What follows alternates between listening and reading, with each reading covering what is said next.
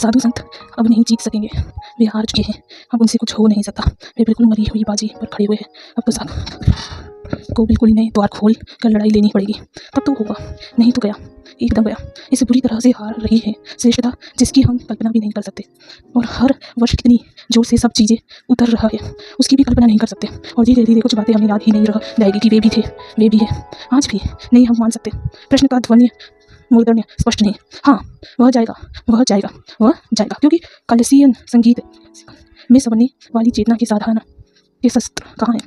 प्रश्न का ध्वनि मुद्र स्पष्ट नहीं। उसको सिर्फ वह मैंने कहा था कि वह जो मामला था वो सिर्फ पेसिव होने का नहीं था।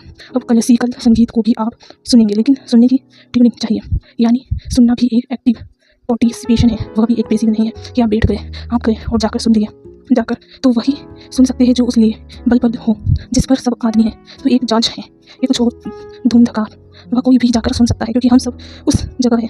उसे समझने के लिए कुछ सीख लेना ज़रूरी नहीं है, उसे समझने के लिए पहले कहीं से गुजरना ज़रूरी नहीं है। हम वहाँ हैं, फिक्र की तरह ही नाचने गाने लगे, बिल्कुल ना कोई फिक्र, बिल्कुल कीड़ी की तरह नाचने गाने वाले लोग कुछ करना ज़रूरी है। और मेरा कहना यह है कि सब तरह से करना ज़रूरी है, नाच भी और गीत भी, चित्र भी, पेंटिंग भी, सब तरफ से चोट करनी ज़रूरी है। अगर यह हो सकता है तो यह हारती हुई बाजी बच सकती है, नहीं तो वह गई एकदम। और मज़ा यह है कि जो हमें अनुभव में ना हो उस पर हम विश्वास भी कैसे करें। अभी मैं पढ़ रहा था, एक मनोवैज्ञानिक कहता है कि 100 वर्ष बाद संभवतः इतनी तनावग्रस्त हो सकती है कि कुछ बच्चे बचपन से ही अनियंत्रण के रोग से ग्रसित पैदा होंगे। जैसे ही वे पैदा हो उन्हें नींद की दवा देनी पड़े, वे बच्चे बड़े हो गए। लेकिन अगर उनसे कोई कहेगा कि 100 वर्ष पहले ऐसे लोग थे जो बिस्तर पर सिर रखते थे और सो जाते थे, वे बच्चे नहीं मानेंगे। क्यों माने भी क्यों? वे बच्चे कहेंगे यह तो हो ही नहीं सकता, यह कभी हुआ ही नहीं है, झूठी बातें लिखी है, किन्हीं किताबों में है। यह कैसे हो सकता है कि कोई आदमी बस लेटे और सो जाए और कुछ ना करे?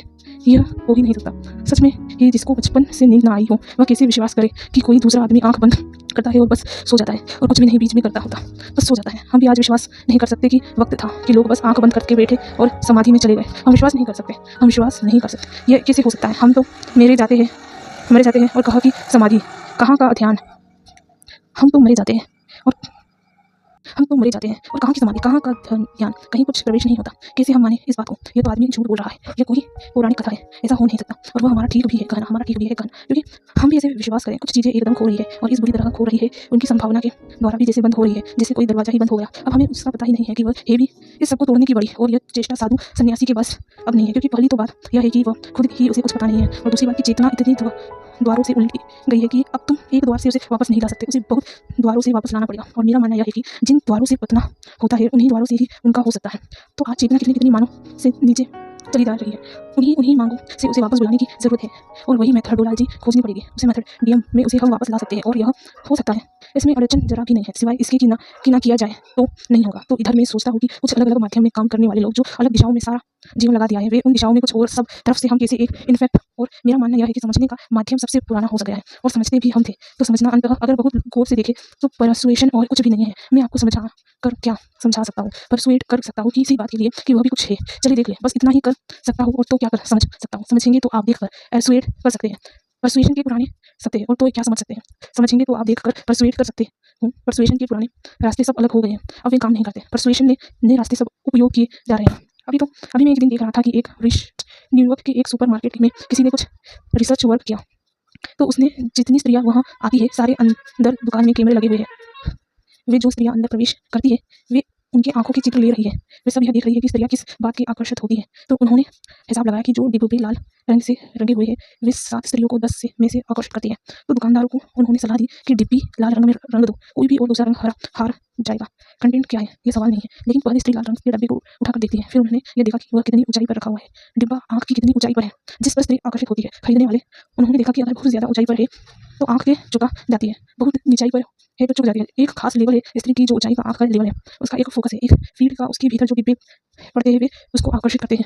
तो जो चीज़ सबसे सस्ती है और सबसे ज़्यादा फायदा देने वाली है वह उस ऊंचाई पर रखी जानी चाहिए, और जो चीज़ महंगी है या कम फायदे देने वाली है या उसके बेचने में कोई फायदा नहीं है वह इतनी ऊंचाई पर रखी जानी चाहिए। वे डिब्बे उस हिसाब से रख दिए गए और इसका परिणाम हो, और वे इस नतीजे पर पहुंचे कि अगर काउंटर पर एक आदमी है जो पूछता है आपको क्या खरीदना है, तो नुकसान होता है दूसरे का, क्योंकि जब आदमी यह पूछता है आपको क्या खरीदना है तो खरीदने वाला औरत को घर से तय करने आना पड़ता है कि मुझे क्या खरीदना है। तो परसुएट करने की सीमा का लिमिटेशन हो जाता है, उसको तय करने आना पड़ता है कि वह आदमी पूछेगा कि क्या खरीदना है, तो उसको कहना पड़ता है कि मुझे एक स्टोव खरीदना है।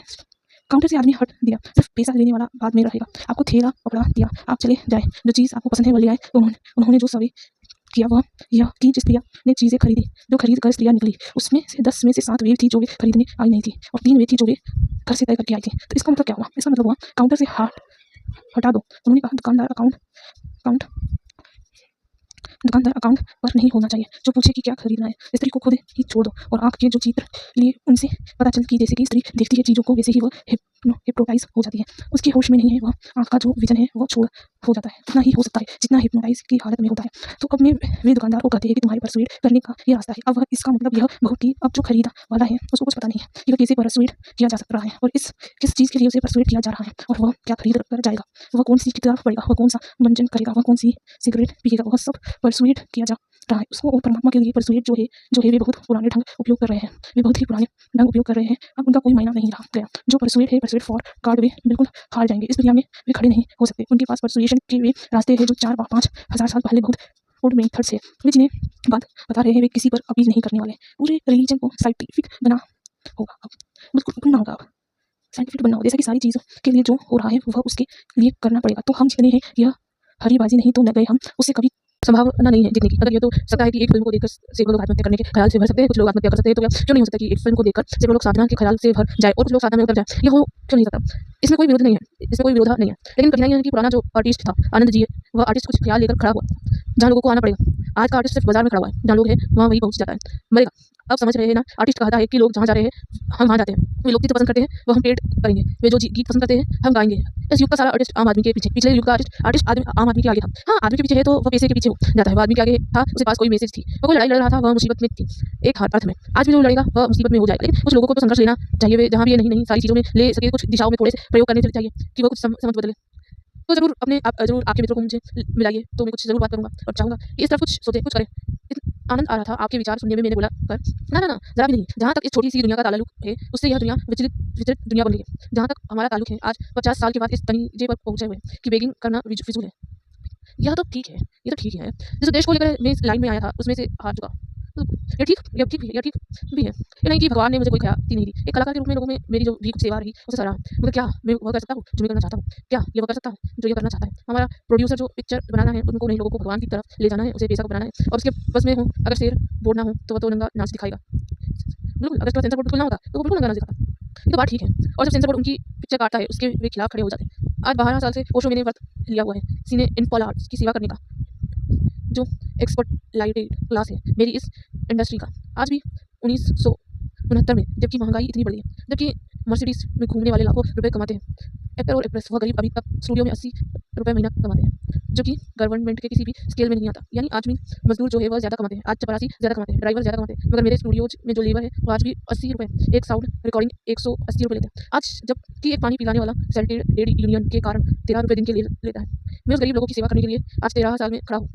गवर्नमेंट की कमेटियाँ बनी, वेज बॉडी बने, पास हो गए, सब कुछ फिर भी लागू नहीं हो रहे। आज किसी मेरे साथ कभी आप चलिए, मैं आपको स्टूडियो में ले जाऊँ, मैं ज़रूर चलूँगा कभी। आप दंग रह जाएंगे कि किसी गंदे एटमॉस्फेयर में हम लोग काम करते हैं। आज किसी के बैठने की जगह नहीं, जहाँ बाथरूम नहीं, जहाँ किसी मेहमान को हम एक ग्लास चाय भी नहीं पिला सकते, वह हम सुबह से शाम कर देते हैं। अमीर लोग जो लाखों रुपये उनके लिए एयर कंडीशनर रूम बन जाएंगे मेकअप करने के लिए, मगर दूसरे के गरीब लोगों के पास बैठने की जगह नहीं है। और यह जो पैसा वह प्रोड्यूसर है या स्टूडियो ओनर है उसको इस बात की कोई चिंता नहीं है, क्योंकि वह उन्हें आदमी नहीं समझता, वह जानवर समझता है। उनको वह समझता है कि इनको ज़रूरत क्या है। ठीक है, समझ।